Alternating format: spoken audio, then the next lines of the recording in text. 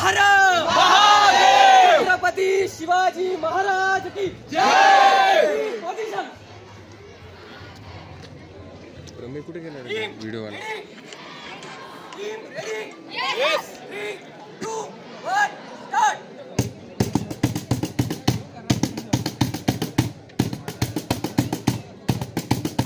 इंद्रजिनी जन्म पर बाळो सुहाम पर रावण स जन्म पर रघुकुला राज है हनुमरी वाह पर सम्मुरति नाह पर जोसास वाह पर राम विराज है। जय भवानी जय शिवाजी जय भवानी जय शिवाजी। मावळा म्या स्वराज्याचा नाही ऐकत कुणाच्या बापाला शिवबा आहे प्राण आमचा गातो त्याच्या गुणगानाला।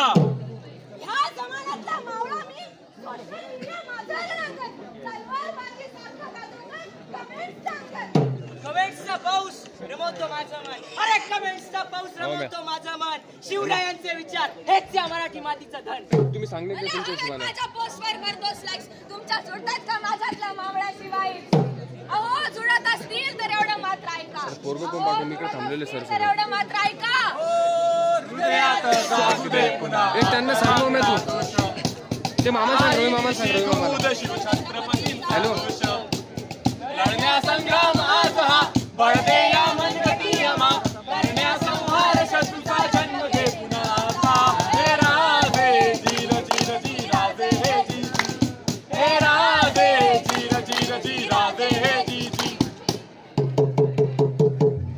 आम्ही गड्या डोंगराचे होणार चाकर शिवबाचे। काय बोललास?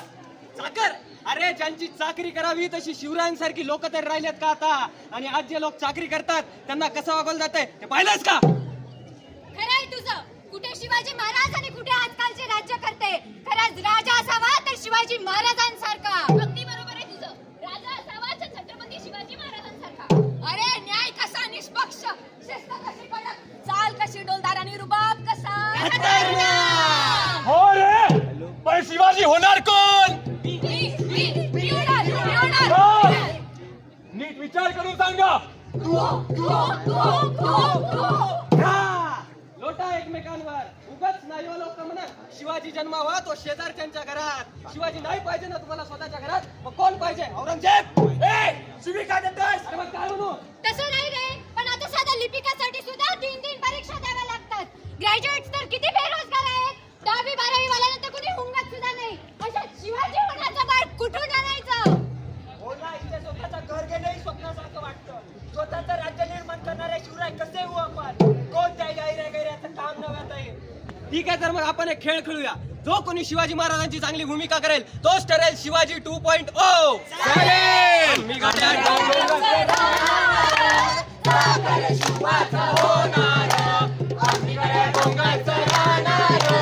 सागर शिवाचं होणार निश्चयाचा महामेरू बौद्ध जनांची आधारू अखंड स्थितीचा निर्धारू श्रीमंत योगी शिवरायांचे आठवावे रूप शिवरायांचा आठवावा प्रताप आणि म्हणूनच गंधर्व ड्रामा क्लब सविनय सहर्ष सादर करीत आहोत पथनाट्य मला पण शिवाजी व्हायचंय।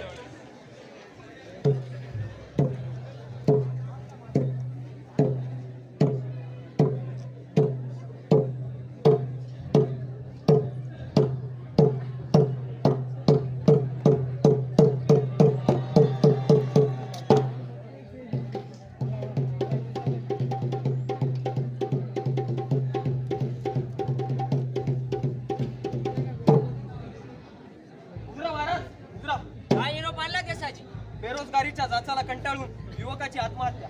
काय बोलताय यशाजी? होय मासाहेब खरे आपल्या राज्यातील तरुण एवढ्याशा संकटांना बळी पाडतोय हे पाहून वाईट वाटतं। अहो कुठे वयाच्या 16व्या वर्षी रायरेश्वराच्या मंदिरात स्वराज्य स्थापनेची शपथ घेणारे शिवराय आणि कुठेही संकटांसमोर आत्मबलिदान देणारी आजची पिढी। अहो कधी कधी तर शंका येते आपलंच रक्त वाहताना यांच्या नसा नसा। बस आम्ही आणखीन शर्मिंदा होतो असे बोलू नका। शिवबा तुम्ही शांत व्हा परिस्थितीचा नीट विचार करा। एवढे त्रागा करणे बरं नाही। नाही आऊसाहेब प्रश्न हा त्रागा करण्याचा नाही प्रश्न हा संकटांना सामोरी जाण्याचा आहे। अरे न लढताच संकटांना सामोरी जातात।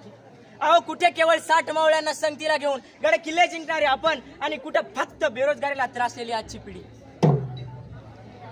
एवढा काय त्रास होता त्या लेकराला. गळफास घेतलाय त्याने. मागे एक चिठ्ठी सोडून गेलाय. बहिणीच्या लग्नासाठी पैसे हवे होते त्याला. त्याची नोकरी हीच एकमेव आशा होती घरच्यांची. बापाविना वाढलेलं पोर ते. जगदम महाराज, हा तर केवळ एक आहे, अजून असे कित्येक मावळे. काय बोलताय यसाजी? होय साहेब, 2022 मध्ये झालेल्या एकूण आत्महत्यांपैकी 9% आत्महत्या बेरोजगारीमुळे आहेत. 4 वर्षांच्या पदवीनंतर एक चांगली नोकरी मिळेल याच आशेनं कित्येक तरुण अभियांत्रिकीला प्रवेश घेतात. पण 2023 मधील एकूण अभियांत्रिकींपैकी 48% अभियांत्रिकी बेरोजगार आहेत. अरे पण केवळ निराशा आली म्हणून कोणी जीव देतं का? लढा ना रे, लढा, प्रयत्न करा. न लढताच अशी संकटांना हार मानून जाल तर कसे जिंकाल हे युद्ध? आईचं भरून आलेलं मन, तिचं अपूर्ण राहिलेल्या इच्छा, हे सगळं तो पाहू शकला नसेल शिवबा. मृत्युमुखी पडलेल्या त्या युवकाचा देह बघून त्या मातीला काय आनंद होणार? आणि रडत असेल ती मग. महाराज, या बेरोजगारीच्या जाचातून तरुणांना मुक्त करणं गरजेचं आहे. महाराज, यसाजी, यातून बाहेर त्यांना त्यांचंच यावं लागेल. आपण फक्त मार्ग दाखवू शकतो, लढायचं त्यांनाच. अरे न लढताच संकटांना हार मानून जाणं हा कधी पर्याय नसतो, त्यावर मात करायची असते. अरे न लढता जटून जाणारं रक्त हे मराठ्यांचं नाहीये, तर ते सळसळणार आहे. महादेव महादेव.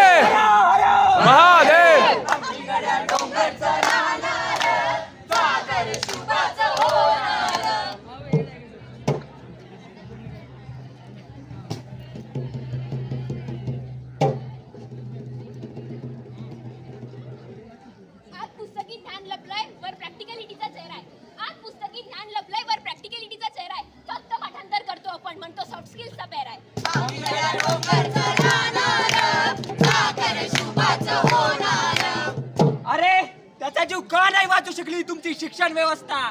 सळसळत्या आईवर रक्ताची अशी का झाली ही अवस्था?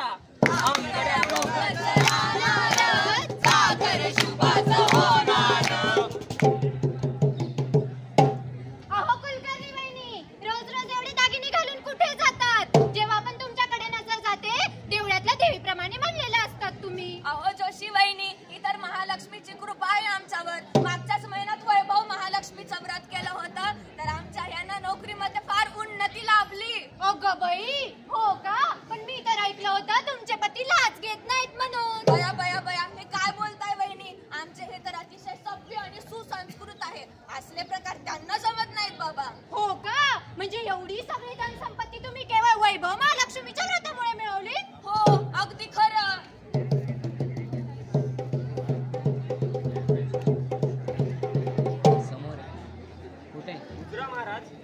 महाराज, पहिल्यात बायांना तर सवयच असते सुद्धावरून स्वर्ग गाठायची. स्त्रियांचं मन आलं कुणा कळलंय का हिरोजी? मग महाराज, केवळ वैभव लक्ष्मीच्या व्रतामुळेच एवढं वैभव मिळालं असतं तर या युगातील अर्थमंत्र्याच्या बायकोने हे व्रत करायला पाहिजे. म्हणजे या राज्याला कधी पैशाची कमीच भासली नसती. या राज्याच्या श्रीमंती मागे आम्ही केलेलं वैभव लक्ष्मीचं व्रत नाहीये, म्हणजे नक्कीच या मागे भ्रष्टाचार. अगदी बरोबर बोललात शिवबा. जगदंब जगदंब जगदंब. सर्वसामान्य जनता लुबाडून पैशांच्या लोभासाठी ही सरकारी नोकर स्वतःचा इमान देखील विकायला मागे पुढे पाहणार नाहीत. पण महाराज,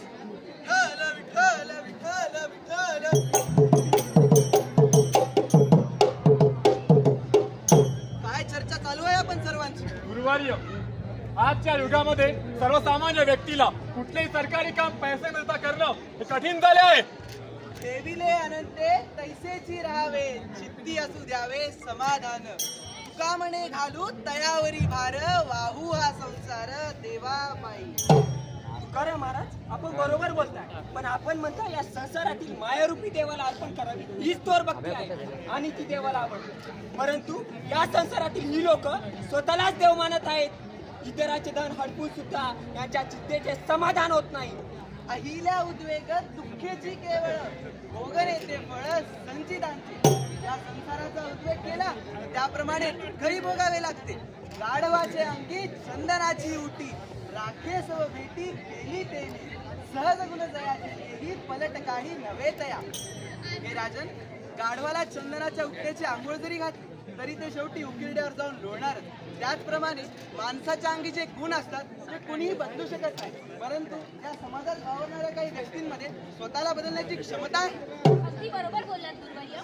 या समाजातील रचना जरी कलियुगातली असली तरी त्या रचनेमध्ये बदल घडवून आणण्याचे सामर्थ्य काही लोकांच्या विचारांमध्ये निश्चित आहे.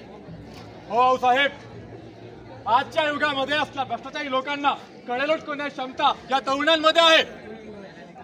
आमच्या बुद्धीच्या आतुराने जसं मुघल सत्तेला जमीनदोस्त केलं, तसेच आजचा तरुण देखील स्वतःच्या बुद्धीने असल्या भ्रष्टाचारी, दुराचारी आणि गाढवरूपी समाजाला नक्की सद्मार्गी आणेल हे आमचा विश्वास आहे. हर हर महादेव! हर हर आम्ही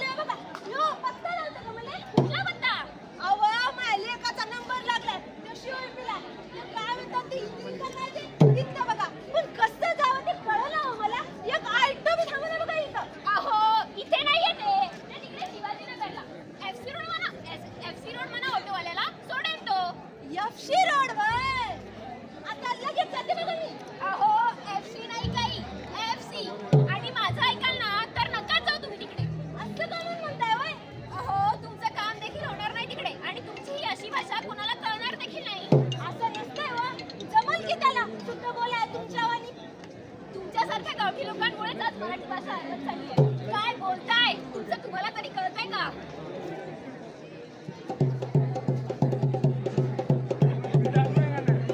मुजरा महाराज, पहा महाराज, काय चाललंय आपल्या राज्यात? अहो, मराठी आपली आई,